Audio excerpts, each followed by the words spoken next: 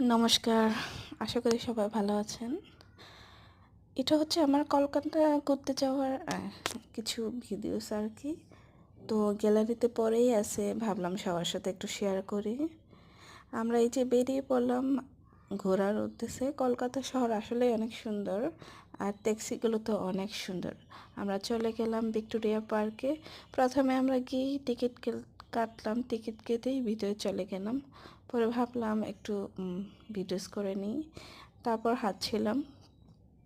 আমার সামনে হাঁটছে তানিয়া আপা।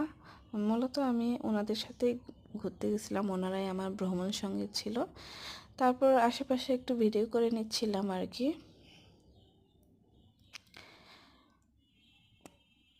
তারপর আমরা ভিতরে চলে গেলাম। ভিতরে আসলে অনেক সুন্দর করে কারুকার্য করা ছিল।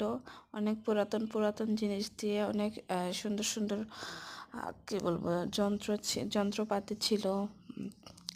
আর এত সুন্দর করে সংস্কার করে রাখছে, সংরক্ষণ করে রাখছে, আসলে বোঝাই যায় না যে এটা রানী ভিক্টোরিয়ার আমলের এত বছর আগের যে বিল্ডিং।